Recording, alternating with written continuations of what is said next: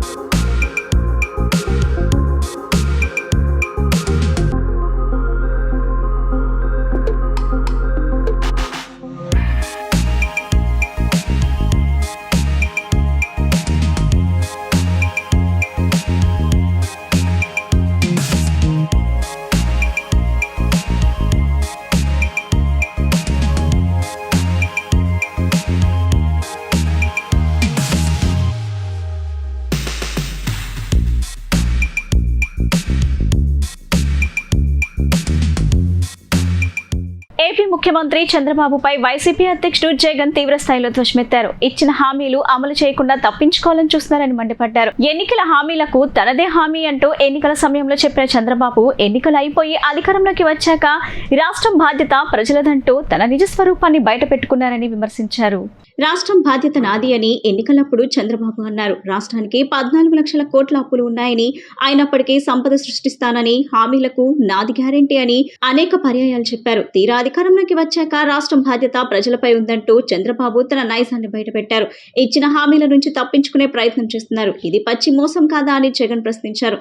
చంద్రబాబు ప్రమాణ స్వీకారం చేసిన తొలి క్షణం నుంచే మీరు ప్లేట్ ఫిరాయించారు. ఖజానా ఖాళీ అయిపోతుందంటూ తప్పుడు శ్వేతపత్రాలు జారీ చేసి ప్రజలను మభ్యపెట్టే ప్రయత్నం చేశారు. తల్లికి వందనం కింద పాఠశాలకు వెళ్లే ప్రతి విద్యార్థికి 15,000 ఇస్తామన్నారు, కానీ ఇవ్వలేదు. రైతు భరోసా పథకంలో ప్రతి రైతుకు ఇస్తానన్నా 20,000 ఇవ్వలేదు. ఫీజు రియంబర్స్మెంట్ కింద 2 త్రైమాసికాల డబ్బులు పెండింగ్ లో ఉంచారని ఆరోపించారు.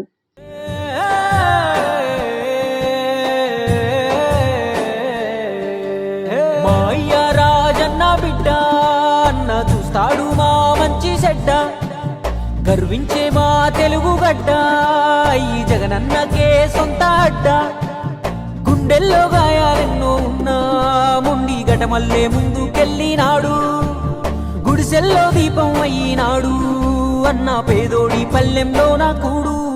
నీ పేరు వింటే పేద తల్లే మురిసిపోయెనయ్యా. నువ్వు చేరదీస్తే రాయి కూడా కరిగిపోతదయ్యా. తరతరములు యువతరముకు నిధి నిండు స్ఫూర్తి కదా. జయ హో జగనన్న నీ కథాగానం పాడుతున్నా. జరిగినది మన కళ్ళ ముందే, ఇది కవుల కల్పన కాదురన్నా. మాయ రాజన్న బిడ్డ అన్న చూస్తాడు నా మంచి చెడ్డ. గర్వించే మా తెలుగు గడ్డ ఈ జగనన్నకే సొంత అడ్డ.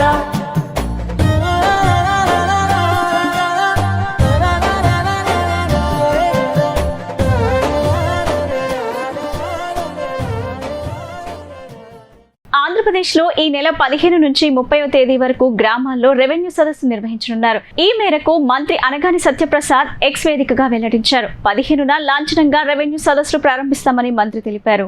ప్రతి గ్రామంలోనూ రెవెన్యూ సదస్సులు నిర్వహిస్తామన్నారు. పెద్ద రెవెన్యూ గ్రామాల్లో రోజంతా, చిన్న రెవెన్యూ గ్రామాల్లో సగం రోజు సదస్సులు నిర్వహిస్తామని చెప్పారు.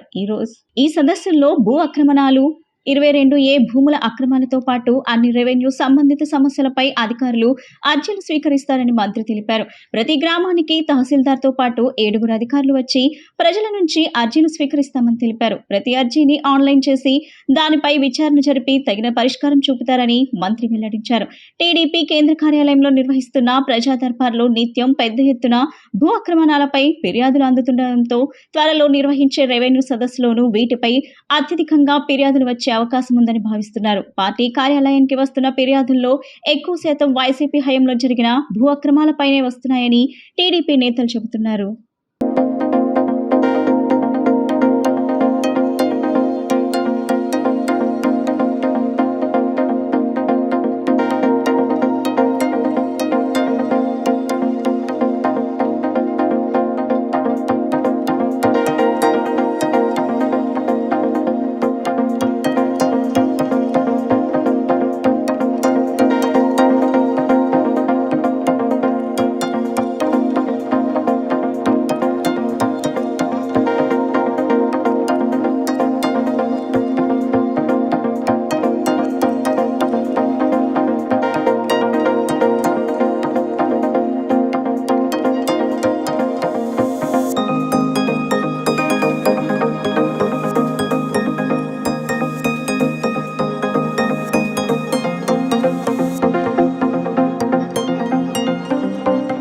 నగరంలోని స్వరాజ్ మైదానంలోని డాక్టర్ బిఆర్ అంబేద్కర్ విగ్రహ పీఠంపై జగన్మోహన్ రెడ్డి పేరు తొలగింపుపై దుష్ప్రచారం చేసే వారిపై చట్టపరంగా కఠిన చర్యలు తీసుకుంటామని పోలీస్ కమిషనర్ ఎస్వి రాజశేఖర్ బాబు హెచ్చరించారు. ఇలాంటి అబద్ధపు ప్రచారాన్ని నమ్మవద్దని ఆయన సూచించారు. ఆగస్టు 8వ తేదీ రాత్రి కొంతమంది వ్యక్తులు జగన్ పేరును తొలగించారని తెలిపారు. దీనిపై పోలీసులు విచారిస్తున్నట్లు చెప్పారు. కొన్ని పత్రికలు, సామాజిక మాధ్యమాలు ఈ ఘటనను వక్రీకరించాయని పేర్కొన్నారు. కొందరు వ్యక్తులు విగ్రహ ధ్వంసానికి పాల్పడినట్లు, డాక్టర్ బిఆర్ అంబేద్కర్ ను అవమానించినట్లు దుష్ప్రచారం చేస్తున్నారన్నారు. కొన్ని సామాజిక వర్గాలను, దళిత సంఘాలను రెచ్చగొడుతూ వర్గాల మధ్య వైషమ్యాలు సృష్టిస్తున్నారని పేర్కొన్నారు. ఇలాంటి అబద్ధపు ప్రచారాన్ని నమ్మవద్దని ఆయన సూచించారు. అలాంటి చర్యలకు పాల్పడే వారిపై చట్టపరంగా చర్యలు తీసుకుంటామని ఆయన హెచ్చరించారు.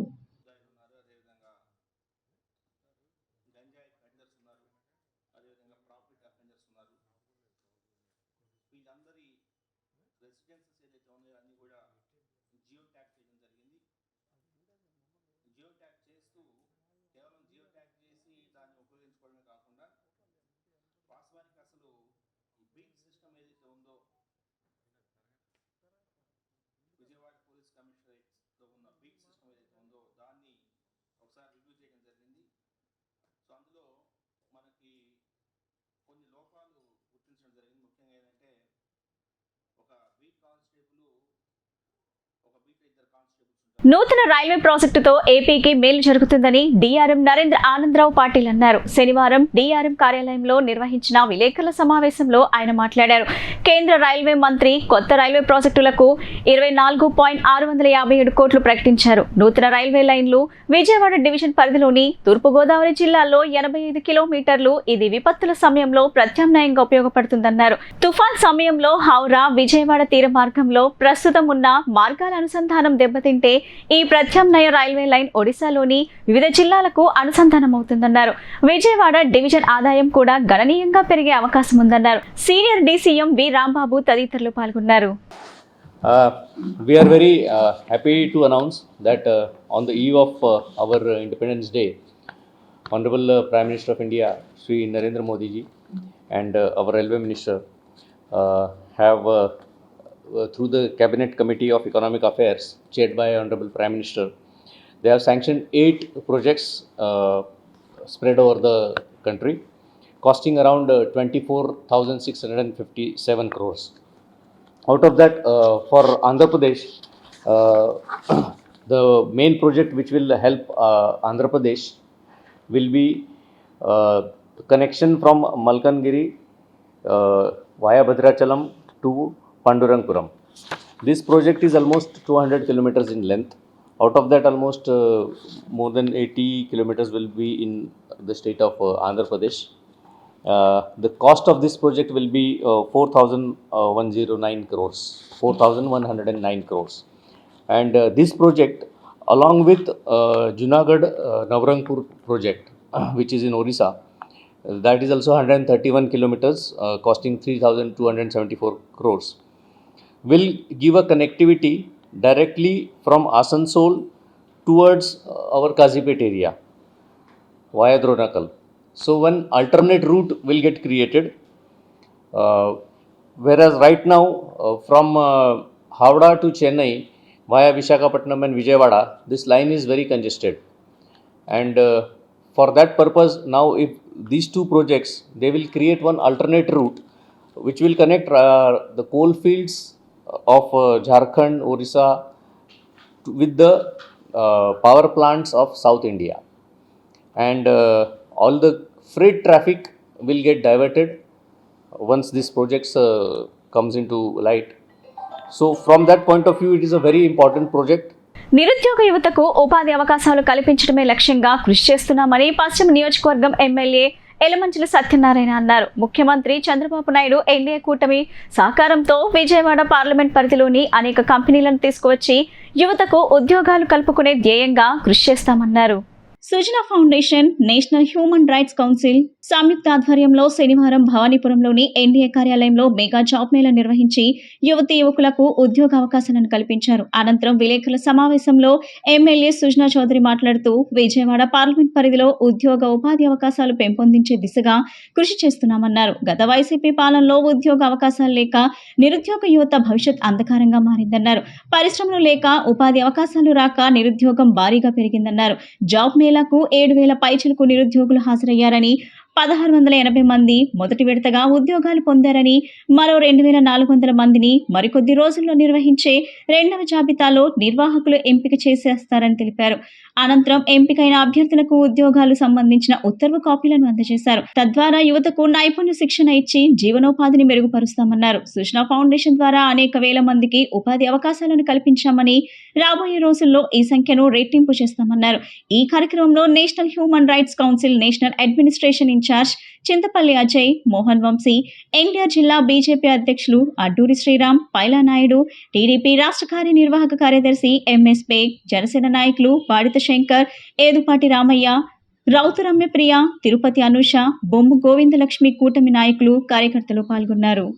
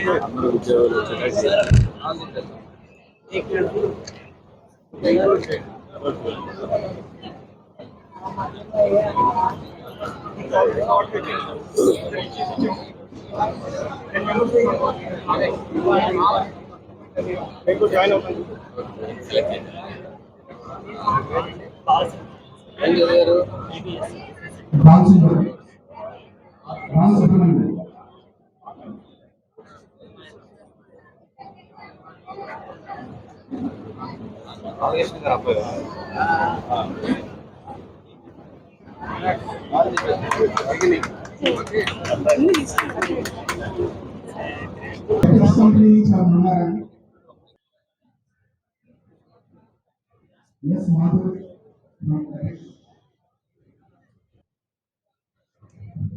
Next, Lava Company, Sheikh Sharif.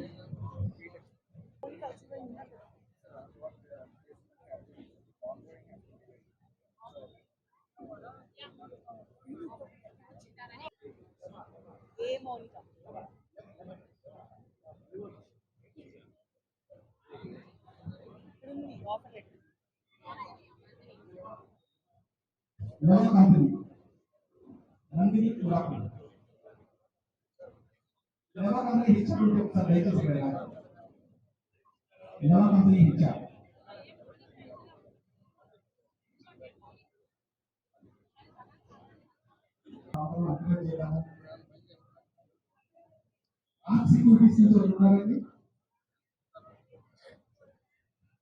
పశ్చిమ నియోజకవర్గంలో జాబ్ మేళా పెట్టడం జరిగింది. సుమారుగా 7,000 మంది రిజిస్ట్రేషన్ అయ్యారు. అంటే విజయవాడ, ఎన్టీఆర్ డిస్ట్రిక్ట్, ఉమ్మడి కృష్ణా జిల్లా నుంచి కూడా చాలా మంది వచ్చినట్టుగా ఉన్నారు. Number of companies 41 companies participate చేసినాయి. మెయిన్ గా ఈ రోజు వాళ్ళు టార్గెట్ పెట్టింది ఏంటంటే నాన్ టెక్నికల్ వాళ్ళకని చెప్పి ప్రపోజ్ చేశారు. దాంట్లో రిజిస్ట్రేషన్స్ 4,800 మంది అయ్యారు. ఈ రోజు ఆల్రెడీ అపాయింట్మెంట్ లెటర్స్ 400 మందికి ఇచ్చారట. సెకండ్ రౌండ్ లో 1,240 మందికి వాళ్ళు అప్రూవల్స్ తీసుకొని, కన్సర్న్ హైయర్ అథారిటీ నుంచి అప్రూవల్స్ తీసుకొని నెక్స్ట్ ఆగస్ట్ 15 లోపల ఇస్తామని చెప్పి ప్రామిస్ చేశారు. అయితే ఈ జాబ్ మేళాలు ఈసారి ఫస్ట్ టైం కాబట్టి ఈ విధంగా పెట్టడం జరిగింది. ఇక్కడ నుంచి ఏంటంటే మా ఎమ్మెల్యే ఆఫీస్ నుండి సృజన ఫౌండేషన్ వాళ్ళు ముందే సెలెక్ట్ చేసి వాళ్ళకి తగిన ట్రైనింగ్, స్కిల్ డెవలప్మెంట్ కూడా చేయించి వాళ్ళని ఇంటర్వ్యూస్కి అటెండ్ అవ్వడానికి వీలుగా తర్ఫీదు ఇచ్చి కండక్ట్ చేద్దామని చెప్పి ఎవ్రీ 3 months కూడా చేద్దామని చెప్పి ఐడియా ఉంది. నెక్స్ట్ ఇక్కడ పిల్లలందరూ కూడా, చుట్టుపక్కల పిల్లలందరూ కూడా ఏదో రకంగా ఉద్యోగాలకు వెళితే వాళ్ళ కాళ్ళ మీద వాళ్ళు నిలబడతారని చెప్పి నా ఉద్దేశం. ఆ ఉద్దేశాన్ని దృష్టిలో పెట్టుకొని అది మరియు చిన్న తరహా పరిశ్రమలకు, ఎంఎస్ఎంఈ, కాటేజ్ ఇండస్ట్రీస్ కూడా చాలా అవకాశాలు ఉన్నాయి. వాటికి కూడా చిన్న ట్రైనింగ్ ఇప్పించి గవర్నమెంట్ ఆఫ్ ఇండియా, ప్రధానమంత్రి నరేంద్ర మోడీ గారు గత 10 సంవత్సరాల నుంచి పెట్టింది ముద్రా లోన్స్ అని ఉన్నాయి. ముద్రా లోన్స్ ఉన్నాయి. తర్వాత చేతి వృత్తులకి విశ్వకర్మ యోజన అని ఇంకా చాలా ఉన్నాయి. వాటికి కూడా చేసి ట్రైనింగ్ ఇచ్చి యువతని పూర్తిగా సొంత కాళ్ళ మీద నిలబడే విధంగా చేయాలని దిశగా మొదలుపెట్టాం. ఇప్పుడు ఎమ్మెల్యే గారి రిజల్ట్స్ వచ్చి 2 నెలలు అయింది. 2 నెలలు చాలా సంతోషకరంగా ఉంది ఇది. దీంతో పాటు ఆల్రెడీ రోటరీ వాళ్ళ సహకారంతో కోల్ ఇండియా లిమిటెడ్ వాళ్ళ సిఎస్ఆర్ ఫండ్స్ నుంచి ఇస్తే ఆల్రెడీ ఒక 200-300 కుట్టు మిషన్లు ఇవ్వడం జరిగింది. నాన్ పొల్యూటింగ్ ఇండస్ట్రీని తీసుకొచ్చి మనకి పశ్చిమ నియోజకవర్గంలో పర్టికులర్గా ల్యాండ్, ఖాళీ ల్యాండ్ లేదు, లంగ్ స్పేస్ లేదు, కాబట్టి నాన్ పొల్యూటింగ్ ఇండస్ట్రీ తీసుకొచ్చి ఇక్కడ వాళ్ళకి ఇక్కడే ఉద్యోగ అవకాశాలు కల్పించే పని మీద వర్క్ చేస్తూ ఉన్నాం. ఈరోజు చాలా సంతోషంగా ఉంది. ఇంతమందికి పిల్లలు వచ్చి అటెండ్ అయ్యారంటే అట్ ది సేమ్ టైం ఇది ఒక ఇండికేషన్. ఇంతమంది అన్ఎంప్లాయ్మెంట్ కంటే సుమారుగా 7,000 మందికి ఇంత చిన్న జాబ్ మేళాకి వచ్చారంటే అంత అండర్స్తుంది మన రాష్ట్రంలో. గత 5 సంవత్సరాల నుంచి జరిగిన అరాచక పాలనలో వీళ్ళెవరికి ఉద్యోగాలు రాకుండా దశాదిశాలు నిర్ధారించి చెప్పేవాళ్ళు లేక వాళ్ళు 5 సంవత్సరాల నిండు జీవితంలో ఒక యాక్టివ్ పీరియడ్ ని కోల్పోయారు. ఇంద్రకీలాద్రిపై షష్ఠిని పురస్కరించుకొని సుబ్రహ్మణ్యేశ్వర స్వామివార్ల కళ్యాణాన్ని నేత్రపర్వంగా శనివారం నిర్వహించారు. శ్రీ వల్లి దేవసేన సమేత సుబ్రహ్మణ్య స్వామివార్ల ఉత్సవమూర్తులను వధూవరులుగా అలంకరించారు. వేద పండితులు మంత్రోచ్చరణల మధ్య అర్చకులు కళ్యాణం చేశారు. కళ్యాణంలో పాల్గొన్న ఉభయదాతలకు ఆలయ మర్యాదలతో అమ్మవారికి దర్శనం చేయించి ప్రసాదాలను అందజేశారు. దేవాదాయ శాఖ కమిషనర్ సత్యనారాయణ, ఈవో రామారావు, స్థానాచార్య శివప్రసాద్ శర్మ కళ్యాణంలో పాల్గొన్నారు.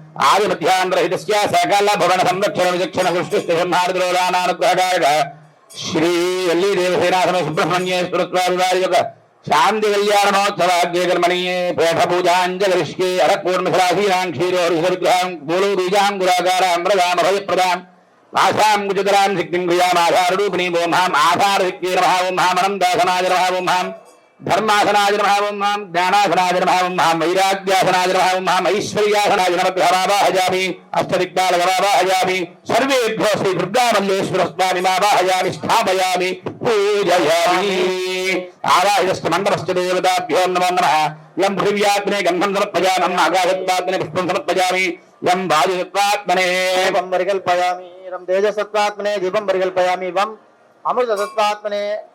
కృష్ణా నదిలో వరద తగ్గినట్టే తగ్గి మళ్లీ పెరిగింది. ఉదయం 6 గంటలకు ఎగువ నుంచి 2.61 లక్షల క్యూసెక్ల మేర రాగా సాయంత్రం వరకు నిలకడగా ఉంది. తొలుత బ్యారేజ్ వద్ద 50 గేట్లను 6 అడుగులు, మిగతా 20 గేట్లను 5 అడుగుల మేర ఎత్తారు. సముద్రంలోకి 2.46 లక్షల క్యూసెక్లు విడుదల చేశారు.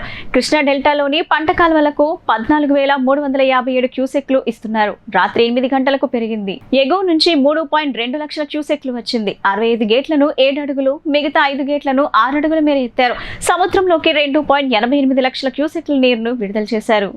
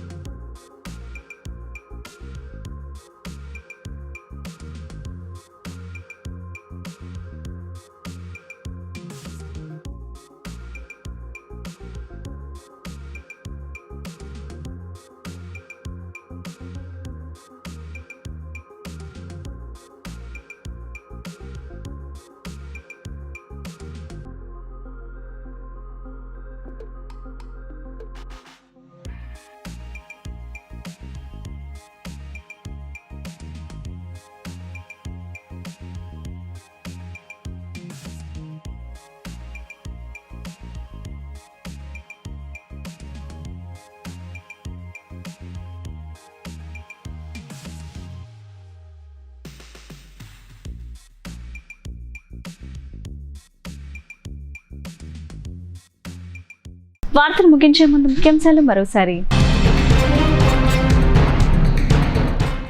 టీడీపీని బలోపేతం చేయాలని కార్యకర్తలు కోరుతున్నారని ముఖ్యమంత్రి చంద్రబాబు వెల్లడి. త్వరలోనే తెలంగాణ టీడీపీ అధ్యక్షుడిని నియమిస్తామన్న చంద్రబాబు.